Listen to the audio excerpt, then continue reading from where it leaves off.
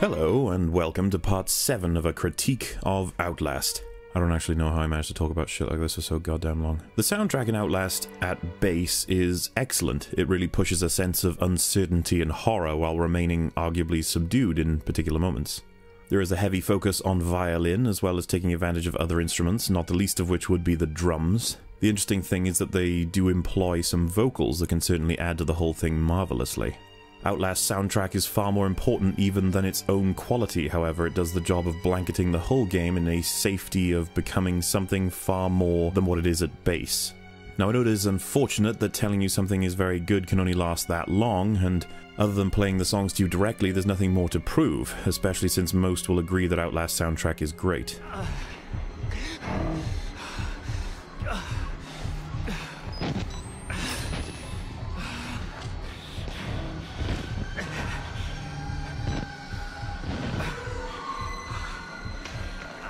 However, this thing is bloody loud when it wants to be. You can obviously turn it down, but at default this thing will blare over anything else happening in the game, and it'll be so inconsistent that turning it down would be ineffective. It will be your quest arrow for emotion. You will be told exactly how to feel to the point that if the music is not playing, and you're in danger, the game feels incredibly confusing. This whole sequence is an example of how to break the soundtrack when you tie it to player location as opposed to player-triggered events. The pieces of music are playing based on where I'm standing, and I can easily just decide to check the door I came from previously in order to get a good idea of my surroundings. By doing this, the soundtrack is confused and wants to stop playing the atmospheric building music because I am moving away from the next area. But the game will try and build it back up when I return to that same location. The funny thing about it is that it's like an elastic band, and if I move too far away, then the soundtrack snaps and stops entirely.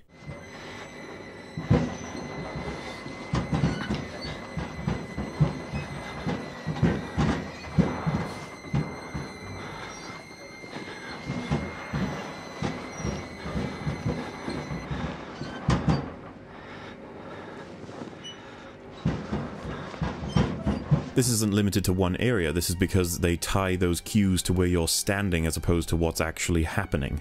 However, that isn't always the case for enemy encounters.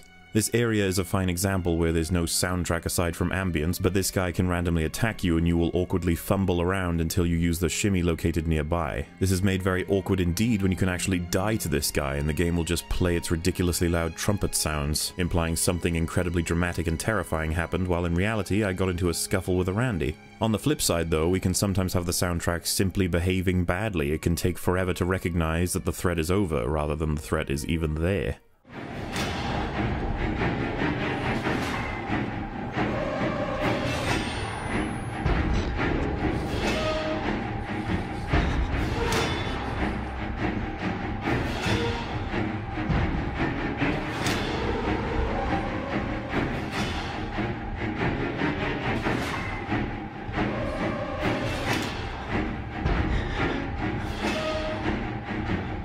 What I felt during moments like this was, game, please calm down, because I am almost certain that I am currently in the clear, but if you continue to make all of this noise, then I'm going to have to assume I'm being chased. It can sometimes take a ridiculous amount of time to wind down and has this adverse effect on the player.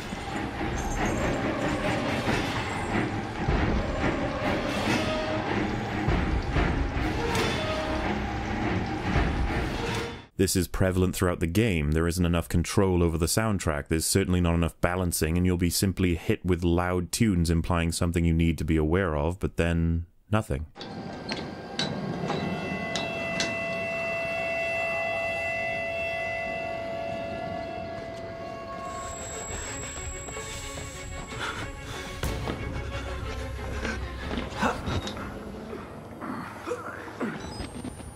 I am sure some could argue that this is an example of the soundtrack keeping you on edge, to which I say, try Subtlety next time. I like the soundtrack. I like it a lot. However, I wish they didn't rely on it so passionately. You'll find that the soundtrack just turns off sometimes and you'll be left wondering how to feel about the current situation.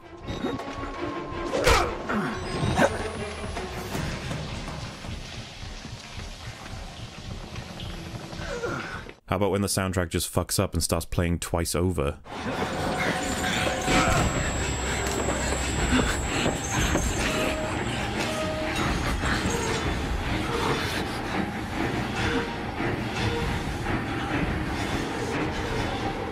There is more to say and more to criticize about this particular aspect, but we will return to it once we're able to approach Whistleblower, which is its own thing entirely. Other than the soundtrack, the sounds in the game are rather good consistently. We have some genuinely realistic sounds spreading through each and every interaction.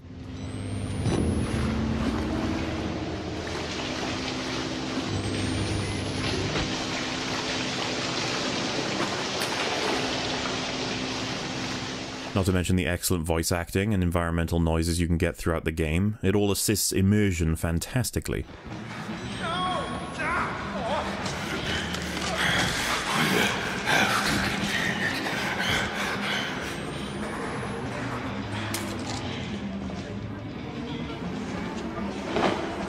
There is no denying it, though weird shit can happen when you are moving too fast, like the speech from the twins can get cut off dramatically if you get to them too quick. At its best, it gives a huge amount to the game itself in terms of world building, and at its worst, it is a little out of place, but that rarely happens, which puts the sound at a solid boon in this game overall, and I think it is one of those things that really help to sell it as an experience. Though as I said in the scripted segment, it is often very much shoved in your face, or in this case, your ears.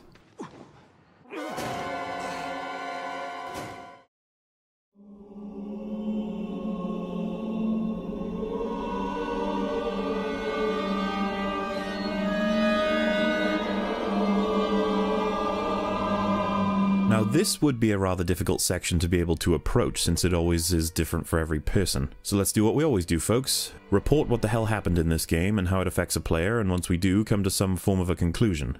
Sound good? Let's do it. Let's begin with the setting as a whole. An insane asylum that has had its prisoners released with a supernatural element involved. This is perfect for creating horror, of the gore, body horror, psychological, paranormal, and fear of death variety. The standard, if you will. The game opens with a slow approach to this building, and the interesting thing is that what is on the outside can convince a player that there really isn't much wrong. There is nothing much going on that is out of the ordinary, and for the sake of the analysis, we're going to pretend the player does not know what is going to happen. Immediately after moving, the gates close on you, and that alone puts a sense of campiness to the environment, but in reality, I'm sure it's more about boxing the player in, which to me would make far more sense to just have it closed from the get-go, or maybe we could have found evidence later that someone closed the gate remotely from security. That would have been cool. The game gets off to a solid start, however, in encouraging you to use the camera and having a more subtle scripted moment to give you a chill. Very much makes the mind wander in that who could possibly be running around during that and why. You can see from the beginning that the character makes a very strong effort to open the doors the normal way, which gives a visceral feeling combined with the realistic sounds. We can already see from the lantern alone that this game will have some very subtle yet impactful lighting effects that'll set a tone better than any character building will. The lighting in the game as a whole, as I said, is often relying on giving you less and less as you approach, thus making you hyper-focus on small details and making more of an environment that could previously have been ignored. Looking down at yourself to see a body is always fantastic in a game as long as it doesn't get in the way. It will help you feel like a full person that will be able to affect the world in many ways. It grounds you. The body actually shifts as you move, which is also pretty neat. So as you move through the seemingly empty outside area, you'll pick up on the fact that there are a whole bunch of army Humvee sort of vehicles chilling out, which again adds a lot to the tension of not having a clue about what the hell has happened here. So now we have entered the part of the game where we are shown and told everything is far worse than we could possibly have expected. We only saw blood splats at first, but now we have seen true horror, but we're stuck. So naturally we're trying to find the next place to progress, now we know there is something to be afraid of. The impaled man is quite the tone setter for a few reasons. We know that he was better equipped for this whole ordeal, yet this has happened to him, regardless of a weapon and/or armor. We know that from outside he did not come alone, and despite that, this is his fate. There is very little reason to assume that we would fare any better than him in this scenario. Aside from that, the lighting on him is fantastic. The idea of a pike going between your legs all the way up and out of your collarbone is terrifying, and his voice just adds to the whole thing. You have to get the fuck out of this terrible place. This is pretty much the part of the game where the environment is already blowing its proverbial load. There are bodies everywhere. There is this man who is dying from a pike stuck through him, and yet he's able to tell us to get out. This sets the stage that you will be in for a horrifying ride in the game itself. Moving on from that, we get a full screen filled with a rather attractive Chris Walker, meaning that there's not even a wall of separation between the previous man's fate and the chance of it happening to you. so the stakes are at their highest already. This is what makes the first encounter so good. This is the first man that may be your enemy that you can approach in real time, no cutscene, and no distance between you and him. So most players will move by him slowly, and be relieved that he will not attack, only devilishly setting them up for a scare later. Moving from there, you will see a set of 3 men, and this really does impact a sense of confusion on the player since these men are clearly able to hurt you, but do not, implying that not everyone is hostile in the asylum. The game then later tells you to hide in a locker and don't fight it. The game ran on this as a premise: you are unable to defend yourself, don't even try. This could be genuinely terrifying as your first experience. The music gives away when you're safe, and that's good. The whole hiding in lockers thing is bored now because it's been done too many times, and it worked here because it was actually new at the time and it was something you would try if you were in this scenario, so seeing it here is totally reasonable, but when you begin to do it all the time, it's not. Upon completing your first real, rail-less challenge of hitting all 4 switches and evading the enemy in the dark, it is very satisfying to escape. The feeling of going down and then rising up once you've done what you needed to do, it feels like a very strong amount of relief, and not having to return is a godsend. At this point you've explored most of the area you've been provided, and you may very well be able to escape. Alas, that is not the case, and so the nightmare will continue. The opening to Outlast is very much its strongest part in terms of atmosphere establishment, many different pieces of design coming together to create very specific feelings or experiences. As the game progresses, it becomes the same experience over and over and over again, until Trager, which is a sequence of suspense with a full payoff, but once that highlight is over, we go back to what we've been doing at the beginning of the game till Trager. So let's talk about some of the random bits of atmosphere building and quirks that I thought were actually pretty cool. When you first see the twins, you are separated pretty strongly by a cage wall, and you can feel a sense of safety at the very least. Later then, you will find yourself standing in that very spot they were, meaning very much to the player that the twins may now be anywhere and you are far from safe. When you first meet the twins, in what you would call the first proper encounter, the lighting and night vision mechanic really add to the scare of walking into them by accident. But it's like they walk super slowly. I guess we'll come back to that. At this point in the game, we get the old show people a spooky tooltip that works like a charm in that it will make you question why the hell they tell you that now. Great stuff. Though in Outlast it is because you're about to actually use it, while in frictional games they did it well before you needed it just to fuck with you. Something you will learn here and likely employ throughout the game is that if you close a door on an enemy, it will be locked. Or they're too retarded to be able to recognize a doorknob, I have no idea. So how about a criticism? Doors screw over enemies so badly in this game that if you simply focus using that, then you will likely be home free in every scenario. In Amnesia, reaching the endgame doesn't teach you much in terms of exploits or weaknesses for the enemy. It is always a requirement to sneak and avoid. This is still compounding the atmosphere, as with this style you don't get to learn about your enemy whatsoever. In the few circumstances that you do learn about them, you can figure out some exploits, I'm not going to deny that. But it was discouraged in the game, while in Outlast we already know a huge exploit in guaranteeing our safety, just by playing the game. Regardless, when you manage to narrowly escape the 2 guys in this area, you have to make the walk back. There's no guarantee that the men have gone. And combined with the lighting of even the exit sign and the ambient music, it makes for a very disturbing walk, which can be more of a natural experience than the rails that usually apply. I thought something like this is pretty damn good in the game. But back to smaller stuff, it is good for building the force that is Chris Walker by seeing him rip off the head of another inmate while hoping he doesn't see you. Only to then enter the very same area, know for sure once again that you really are in the thick of it with this game, and that the people you viewed once as victims and prisoners of their location were further to the exit than you were when you saw them. Jumping forward to Trager, his scene in which he takes your fingers is genuinely disturbing due to the nature of the introduction. You know what this man is capable of, so just how far will he take it with you? Obviously the bait with the other tools is clever too, but I will say it here. The reason we have monster characters using big knives or cleavers, etc., is because of the force you can put behind it. Giving Trager a scissors to run around with is not only a little less realistic, really hard to pack a punch behind, but goddamn, it's dangerous, dude. When you get those fingers cut off alone, it's rough enough, making you feel completely victimized. But then you meet someone who is apparently an ex-associate of Trager's who has now been reduced to an experimented upon, stitched together flesh pile of a man who has had his tongue and manhood removed. This is what happens to people if they stay here. This is what is happening to the people who are here. This is what can happen to us if we don't escape Trager. Then on top of all that, we see Trager enter the scenario and swiftly kill this man, ultimately making us decide that death may very well be a better outcome. This is added to by the additional victims of Trager as you try to escape, reminding you of how close your fate is to these people. This is all compounded upon reading this message. It is very well put together for those who get extremely immersed into this environment. The thing I did appreciate about beating Trager and reaching that exit he baited to us in his introduction is that it doesn't actually lead to any sense of escape at all. It was a lie, and the nightmare continues. Honestly though, I really like that they managed to have you kill Trager. He is such a vile character that represents pain and horror, and seeing him lie there lifeless is very satisfying. Though I imagine many people would think that he might return. But no. He doesn't, despite being a very interesting character. He actually reminds me of Dr. Steinman, but psychopathic surgeon is hardly patentable. Another great little aspect of how the game makes players feel is the fact that the game makes you connect to the camera in more ways than simply a tool. You can genuinely feel as bothered by its loss as you would a character. Without the camera, you feel helpless despite the fact that it is not a weapon.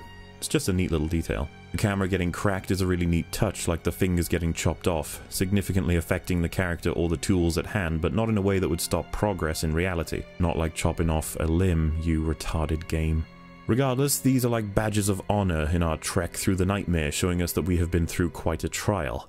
On top of that, the exit we all know so well is once again baited and torn away just to put us further into the mess of the entire asylum than ever before. This is the location in which we saw all of those men die in the beginning of the game, to the elusive wall rider, and so the tension could arguably be at its peak at this point. Oh, and by the way, in Outlast, the frights don't come from ghouls and ghosts. Instead, real-world fears provide plenty of their own horror.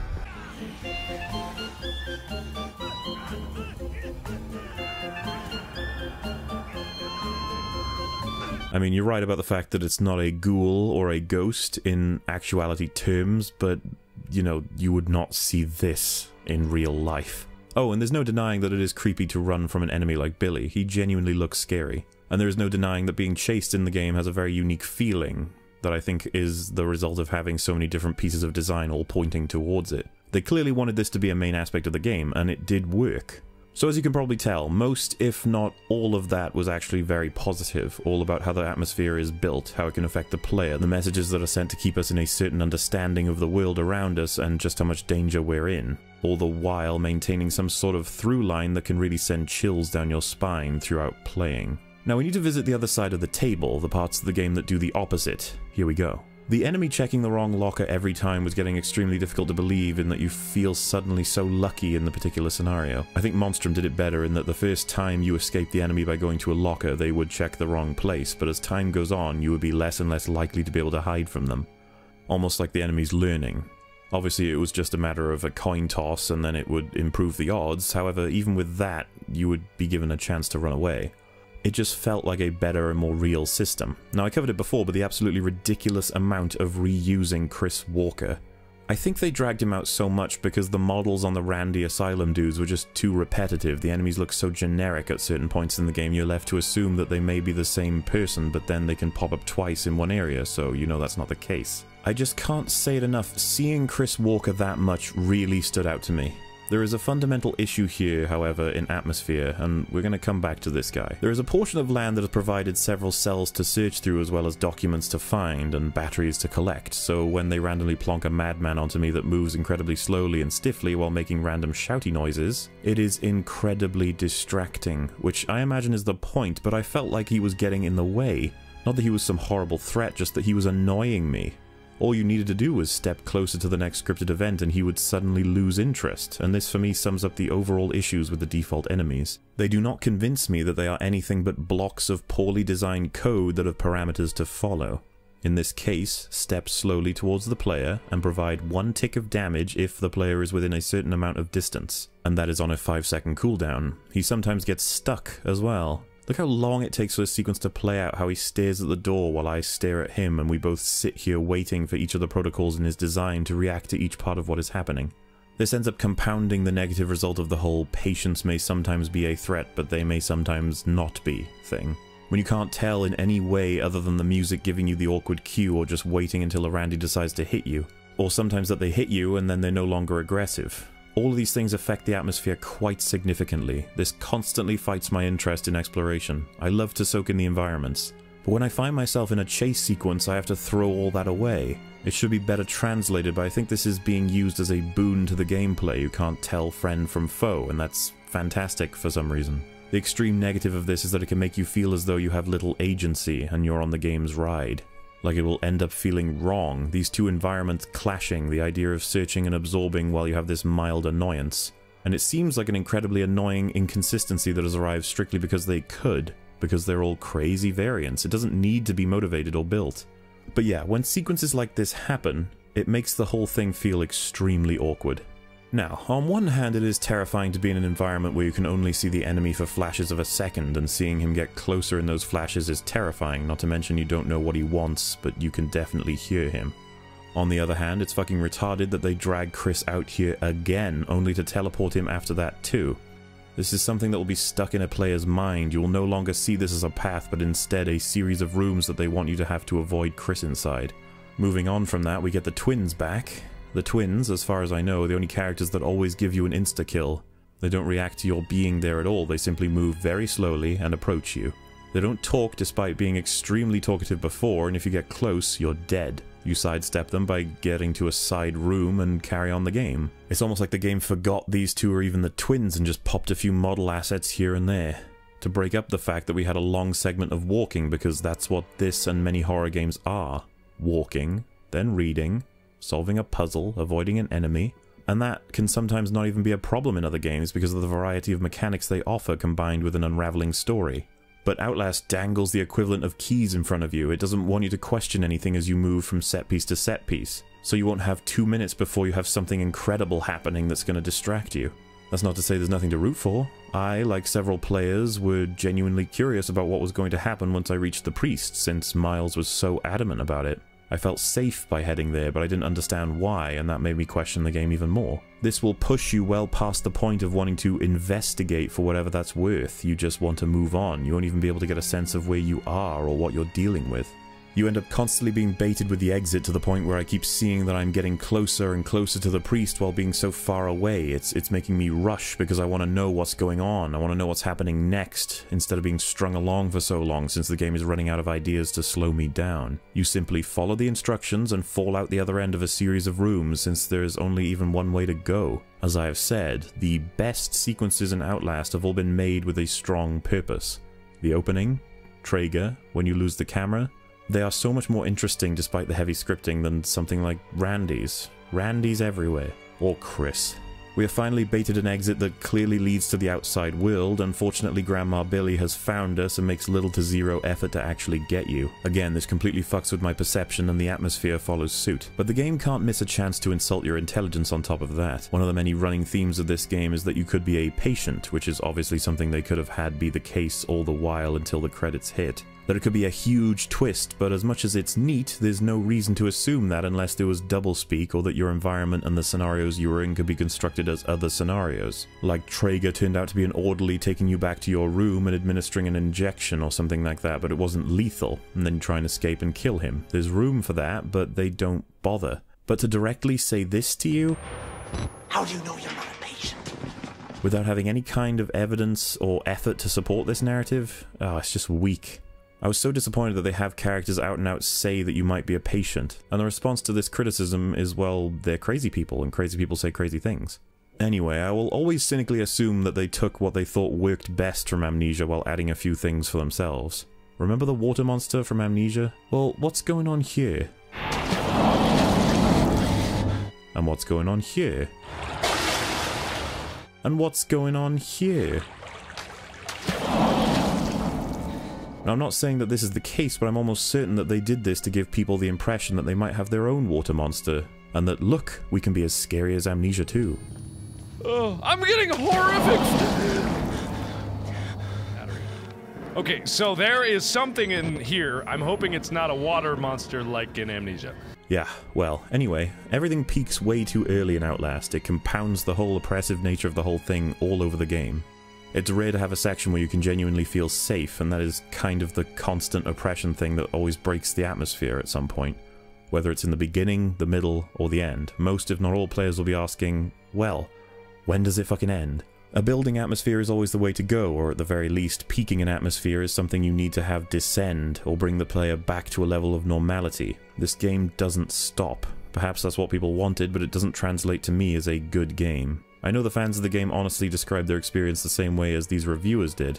It's brown trousers time. Shit out your spines. Generally have the shit scared out of you. I pee your panties. Piss your pants. You wee just a little bit in your pants. Shit my pants out of 10. The most pantaloon staining game out there. This game will make you shit your pants. Yep, everyone says the same damn thing, and as a huge fan of horror, I saw Outlast as such a cheap shortcut to getting this reaction. It was like removing the cake from the cake and eating the icing alone, again and again and again. But I want to make it clear that some genuinely scary shit can happen in the game without feeling scripted, thanks to the visuals, ambience, soundtrack, and gameplay.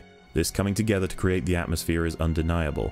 I think it's different for everybody, and that personally, it ran out way too quickly for me. I could see exactly what the game was getting up to way too early. But many people can be incredibly immersed all the way through to their third playthrough of Outlast, and I'm not going to deny them that. Indulge me for a moment as I explore the more musically inclined moments of atmosphere boosting experiences in this game.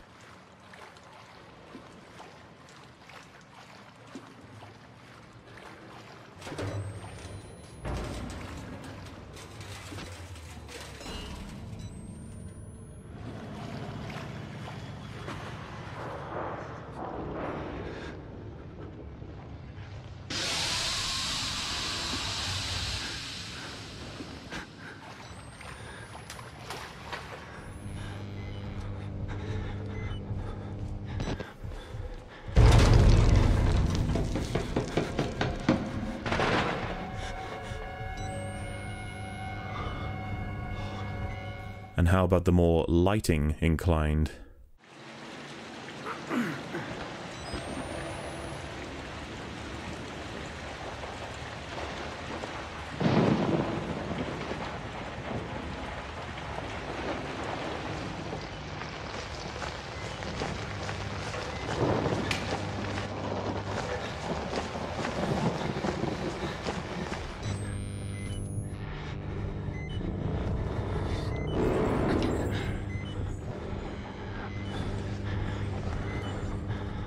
And the more gameplay inclined.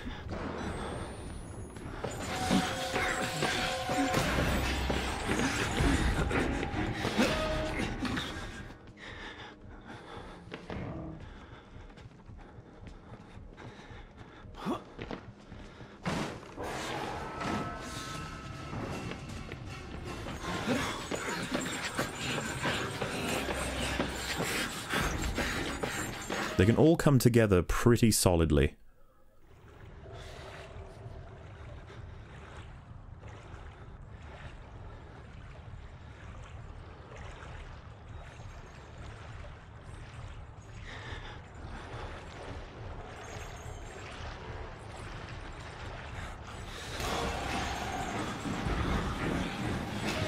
You need to keep the player from understanding its systems in a horror game. That will spell the death of your game and its presence. The moment that someone can figure out where the strings are and how to manipulate them, it's over. Obviously this applies to every single game, but when the focus is so hard on the payoff in a game, there isn't going to be much to talk about in terms of building up the game, is there? What is there to appreciate in the subtlety anyway? When one of the most jarring jump scares happens at the beginning, when one of the most graphic pieces of body horror is at the beginning, when one of the main villains gets that close to your face and causes you massive damage at the beginning. What I'm saying is that the atmosphere is first in Amnesia. It is the scare first in Outlast. And a tense, then suspense-stripping atmosphere will always create stronger and more memorable scares if you peak it with an actual encounter. However, like I said, this is very subjective, and the game did indeed have its moments.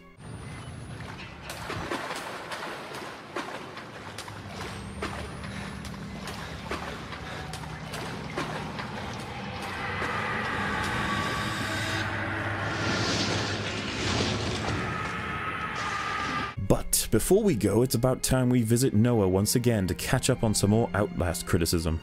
Because of the intensely claustrophobic level design, where you can die because you chose to go down a hallway at the same time as an enemy, there's a frustrating amount of luck to these puzzle sequences, and having to go back to the beginning of the sequence becomes seriously obnoxious and grating if you end up trying a sequence 10 times or more.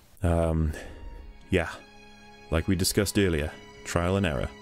You will find that enemies spawn in the same place, so you know where the surprise is, and you can account for it. Basic stuff. Like, again, you managed to explain trial and error but give it a completely different label, and then earlier say that people were calling the game trial and error and they weren't quite getting it. Does this just make you feel smarter, to take a label away and add another one that means the exact same thing? Would more mechanics make this a better game? Yes, but they might make it a worse movie. To take a more active role would be to give up on some of this sensation of helplessness, and helpless is how the game wants you. Alright, there is no known rule that giving players more options makes them feel less helpless. First of all, that is entirely subjective. Secondly, there are a hell of a lot of extra mechanics in Amnesia compared to Outlast, and it is often touted as equally as scary from most people. What about Dead Space? Does no one maintain a feeling of helplessness in that game despite the heavy difference in mechanics and power? What about Alien Isolation? People literally attest that they get absolutely stunned by the horror in that game, while it offers far more than both Amnesia and Outlast in terms of active mechanics. Are you telling me that the more helpless you feel, the better? What about if we had a game where you spawn and can't move, and there are thousands of overpowered enemies that kill you instantly? There you go. Now you can feel completely helpless.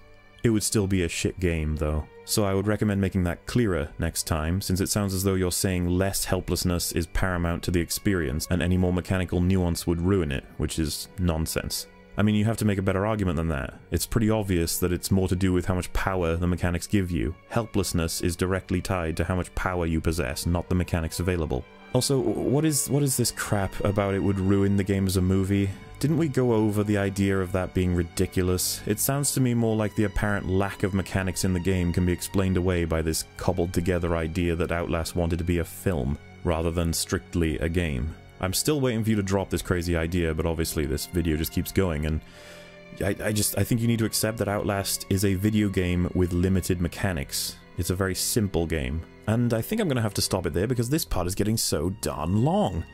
Thank you so much for watching, folks. Hopefully you've been enjoying my perspective on Outlast. Next time we'll be looking into something that is a little more under the radar, yet incredibly important. That being the AI. I'll see you next time.